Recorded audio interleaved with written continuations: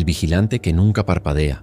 Grabación de audio 13 de marzo 2025. Archivo 237, Tomás, 28 años. Lo llaman El Vigilante. Siempre he sabido su nombre, incluso antes de que me lo dijeran. No es un nombre que se pronuncie, es una sensación. Un escalofrío en la nuca que te dice que estás siendo observado. La mayoría de la gente no lo ve, no hasta que es demasiado tarde. Y para ellos solo hay un final posible. Pero para mí fue diferente. Fui elegido. Fui testigo. Crecí siendo un niño silencioso. Mis padres se preocupaban, por supuesto. Me llevaban a psicólogos, a logopedas. Decían que no hablaba, que no me relacionaba. Pero no es que no quisiera. Era que tenía miedo. El miedo de decir la palabra equivocada, de describir el bulto alargado y sombrío que a veces se paraba al final de la calle. El miedo de que si hablaba de él, la gente se daría cuenta de que era real. Y si era real para ellos, entonces, ¿qué podría significar para mí? La primera vez que lo vi fue a través de la ventana del autobús escolar. Tenía 6 años. Estaba de pie junto a un árbol, en un claro en el bosque que bordeaba el camino. Su silueta era alta y delgada, pero no como un hombre. Sus extremidades eran demasiado largas, su forma demasiado oscura. Y lo más inquietante era la absoluta falta de rasgos faciales. Solo un vacío liso. No tenía ojos para verme, pero sabía que me estaba mirando. La mayoría de los niños, si hubieran notado algo, habrían gritado. Yo simplemente me quedé quieto. El autobús continuó su camino y yo contuve la respiración hasta que el árbol y la figura desaparecieron de la vista. Durante años me acechó, no de cerca, no como en las historias que he leído, siempre a la distancia. Una figura en la niebla que se cierne sobre el patio del recreo, una sombra en la esquina de una fotografía familiar. Nunca me hizo daño, pero nunca me dejó solo. La constante presencia, la sensación de que mi vida no era del todo mía, sino una especie de exhibición para un depredador silencioso, eso se instaló en mi alma. A los 18, cuando me mudé para la universidad, pensé que finalmente me libraría. Fui a una ciudad diferente, a un estado diferente. La primera noche me quedé despierto hasta tarde mirando por la ventana. No vi nada, ni en la ventana ni en la calle. Por un breve momento sentí un peso menos, pero el alivio no duró. Unos días después recibí una carta anónima con una caligrafía temblorosa que no reconocí. La leí una vez y luego la quemé. El mensaje fue simple y escalofriante. Nosotros sabemos. Siempre hay un testigo. Fui a la dirección que estaba en el reverso del sobre. Era un hospital de cuidados paliativos. Pregunté por el nombre en el sobre y me informaron de que había fallecido esa misma mañana. Era un hombre anciano, un testigo. Y yo no había sido el primero. Desde entonces mi vida se convirtió en una vigilancia constante. El vigilante estaba allí, de vez en cuando, pero siempre en la periferia. Mi misión no era luchar contra él, sino simplemente observarlo, documentarlo. Los testigos eran los guardianes de una leyenda, no sus héroes. El vigilante se alimentaba del miedo, y el miedo se nutre del misterio. Nuestro trabajo era asegurar que ese misterio persistiera. No es que no quisiera que la gente lo supiera, sino que la gente tiene que sentir el miedo. Su miedo es la fuente de vida para el vigilante. Si todos supieran, el miedo se diluiría, se convertiría en un hecho y por ende, el ser perdería su poder. Grabación de audio, 25 de abril 2025. Archivo 238. Tomás, 28 años. El peso de mi misión es indescriptible. He tenido que cortar lazos con mis amigos y con mi familia. Cualquier persona cercana a mí podría convertirse en la próxima víctima de la influencia del vigilante. La soledad se ha convertido en mi compañera, la paranoia en mi sombra. Sé que la entidad está allí. Lo veo. Lo siento. A veces siento que mis pies están pesados como si estuvieran llenos de plomo. Es su presencia. He documentado la aparición del vigilante en múltiples ocasiones. Lo he visto en el fondo de las fotografías de niños en un parque. En una película casera del cumpleaños de una niña en la cual se asomaba desde detrás de las cortinas. Lo que lo hacía tan aterrador no era lo que hacía, sino lo que no hacía. Simplemente se quedaba allí, observando. Y sabía que en cada una de esas ocasiones había un niño que había sido elegido, que estaba a punto de convertirse en el próximo testigo. Hoy, todo eso ha cambiado. Encontré a otro testigo. Estaba agonizando, su mente se había roto por el miedo, la paranoia y el aislamiento. Estaba en una institución psiquiátrica, su única posesión, un viejo diario de audio en el que se había registrado el mismo tipo de historia que la mía. un niño silencioso, el ser en la lejanía, el testigo moribundo y la carga de la misión. El hombre me vio, me miró y no dijo nada. No tenía que hacerlo. Lo entendía. Cuando cerró los ojos mi carga aumentó. Lo supe. Grabación de audio 18 de agosto 2025. Archivo 239. Tomás, 28 años. Anoche sucedió. No me estaba esperando y él lo sabía. Estaba en mi apartamento editando una de mis grabaciones cuando de repente se cortó la luz. Sabía lo que venía. No había terror en mi corazón, solo resignación. Me levanté de la silla. Los muebles crujieron en la oscuridad. El silencio se sintió más pesado que nunca. El olor a ozono, el olor a tormenta llenó mi apartamento. De repente lo vi. Estaba de pie en la esquina de la sala. Su figura se alzaba por encima del techo. Sus largos brazos descansaban a sus lados. No tenía rostro, pero sabía que me estaba mirando. No había un deseo de huir. No había un deseo de gritar. No había nada que me pudiera salvar. Él no estaba aquí para hacerme daño. Estaba aquí para darme la bienvenida. Me miró durante lo que pareció una eternidad. El peso que había sentido durante años, el de la soledad, de la paranoia, de la constante vigilancia, desapareció. Fue reemplazado por la sensación de que ya no estaba solo, que tenía un compañero, un guardián. De pronto, la luz volvió a encenderse y él había desaparecido.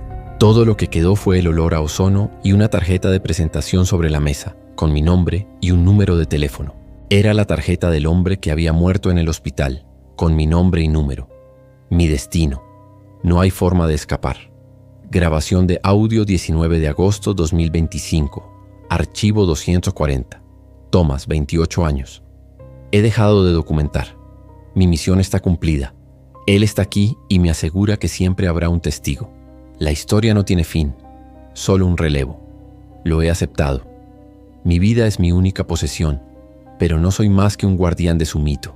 Y en la oscuridad, en la soledad me susurra. Él es la sombra en la esquina de la habitación, el bulto en la niebla, el eco de un susurro en la noche. Él es el vigilante que nunca parpadea.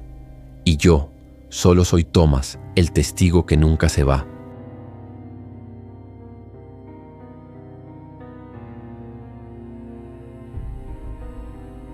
Cajas de voz olvidadas. Registro de entrada 12 de septiembre 2025. Analista de soporte de TI. Nivel Beta 4. Proyecto Protocolo Némesis. Nombre del analista. AB. Bueno, día 1. Me asignaron a un proyecto nuevo. Me dijeron que era especial, de alta prioridad. Un montón de cajas de voz de un viejo proyecto de investigación de la compañía hace como 10 años. Tarea: transcribir todo. Se ve bastante rutinario. El supervisor me entregó unos auriculares sellados y me dijo que no los tocara con mis manos, solo con guantes. Que no me preocupara, que la mayoría de los mensajes ya estaban en el sistema, pero que era mi trabajo asegurarme de que todos los mensajes de voz se transcribieran. Me dijo que era para documentar la historia de la compañía. Me pagarán extra. Bien, la verdad es un poco aburrido, pero el dinero es bueno. Transcripción de mensaje de voz. Sujeto Némesis 04. Grabación 14 de agosto 2015, 13:40 OS. Hola, ¿hay alguien ahí? ¿Puedo hablar con alguien? Llevo 2 días despierto. Es más fácil de lo que pensé. No estoy cansado, solo un poco irritable. Estoy listo para mi próxima dosis. Me siento bien, como si pudiera correr un maratón. No, solo bromeo. El doctor dijo que los efectos de la estimulación serían mínimos. Me siento bien. ¿Puedo hablar con alguien? Es muy silencioso aquí. Registro de entrada, 14 de septiembre 2025. Analista de soporte de TI, nivel Beta 4. Proyecto Protocolo Némesis. Nombre del analista. AB. Llevo 3 días escuchando esto. La mayoría de los mensajes iniciales son como el primero. Llenos de energía, un poco demasiado optimistas. Hablan de sus sueños, de lo que harían con el dinero. Uno de ellos, el sujeto Némesis 07, canta una canción de cuna a su hijo. Me preguntó si su hijo tendría sueños. ¿Sonaba tan dulce? Luego, después de una semana, las grabaciones empezaron a cambiar. La energía seguía ahí, pero el tono era diferente, más tenso. Transcripción de mensaje de voz. Sujeto Némesis 04. Grabación 21 de agosto 2015. No puedo dormir, ya lo sé. Es el punto, ¿verdad? Pero se siente mal. Es como si mi cuerpo quisiera descansar, pero mi mente no lo permite. Mis ojos me duelen. Siento que no puedo parpadear. Y la voz del doctor. Oí un susurro en los conductos de ventilación. Dijo que era para mi bien, pero la voz suena como un susurro de una tumba. Creo que me está volviendo loco. Ya no quiero esto. Quiero irme a casa. Registro de entrada. 16 de septiembre 2025. Analista de soporte de TI, nivel Beta 4. Proyecto Protocolo Némesis. Nombre del analista. AB. Ahora entiendo por qué mi jefe me dio guantes y auriculares sellados. Este no es un simple proyecto de transcripción. Me estoy volviendo loco. ¿Pueden ver eso? Las letras en la pantalla se están moviendo un poco. Mis ojos están tan secos. Siento que me arden. Se están quejando. Y no sé si es la grabación o mi mente, pero escucho un susurro en mis auriculares. Oigo el sonido de la voz del doctor. Dijo que era para mi bien. ¿Qué significa eso? Transcripción de mensaje de voz. Sujeto Némesis 07. Grabación 25 de agosto 2015. 0455 ORS. Papá no te quiere. Papá no te quiere. Se escucha a la voz gritar, como si le estuvieran cortando la garganta antes de que un gorgoteo ahogado lo haga desaparecer, dejando solo el sonido de un silencio ensordecedor. Unos segundos después, el sujeto Némesis 07 recupera su respiración. No tengo un hijo, no tengo un hijo. ¿Quién es él? Se escucha el sonido de un rasguño, como si la persona estuviera raspando la pared con sus uñas. Registro de entrada. 19 de septiembre 2025. Analista de soporte de TI, nivel Beta 4. Proyecto Protocolo Némesis. Nombre del analista, AB. Ya no me siento bien. Llevo casi una semana sin dormir. Mis manos tiemblan. Las letras en la pantalla están bailando. Oigo cosas que no están en las grabaciones. Las voces en mis auriculares susurran cosas, me dicen que no me detenga. El supervisor vino a verme hace un rato. Le pregunté si había algo más en las grabaciones aparte de las voces. Me miró como si fuera un bicho raro. Dijo que la mayoría del contenido ya estaba transcrito, que solo me faltaba transcribir el último lote de grabaciones. Solo un poco más, me dijo. Me guiñó el ojo. No te rindas. Se oye un fuerte ruido metálico, como si el analista AB hubiera golpeado el micrófono con una llave. Luego, el silencio. Y después una respiración agitada y ronca. Sonidos de llantos. Se oyen murmullos. Algo huele a azufre. Transcripción de mensaje de voz. Sujeto Némesis 04. Grabación 2 de septiembre 2015. 0121 OARS. Él me dijo que debía abrirme. Debía cortar mi cuerpo para dejar salir al demonio que llevaba dentro.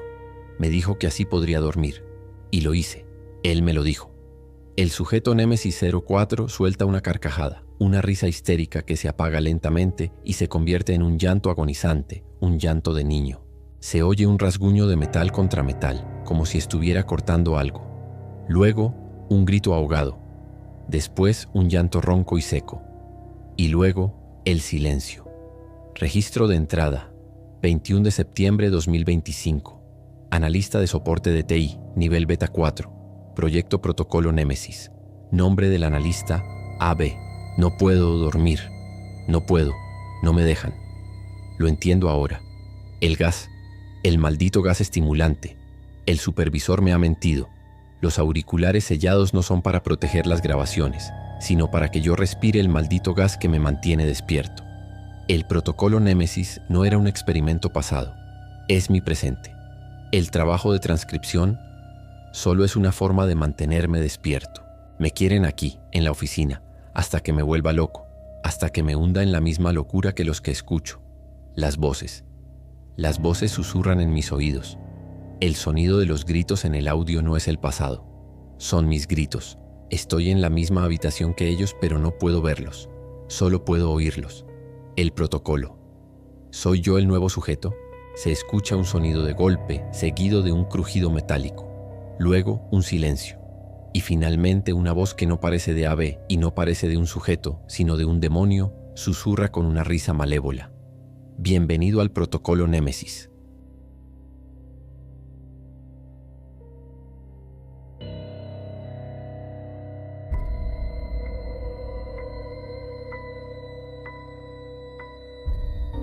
La sala de reuniones sin final.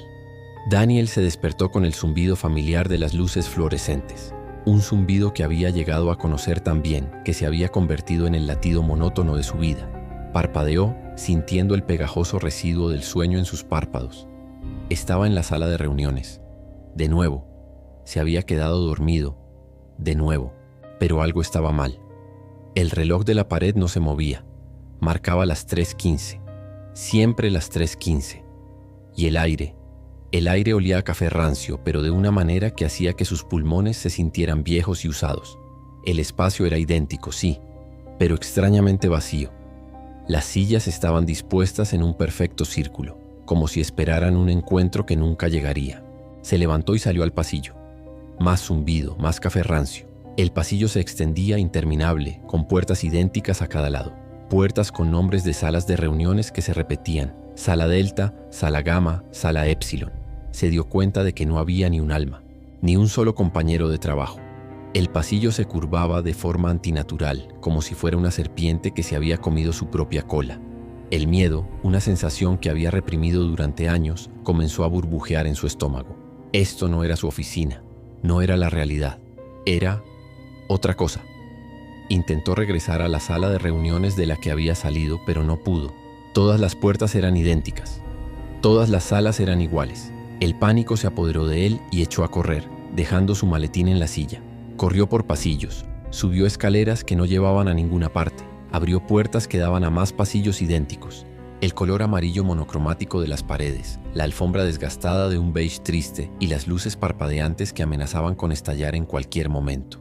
La sensación de desesperación se apoderó de él, una sensación que había conocido bien en su vida anterior.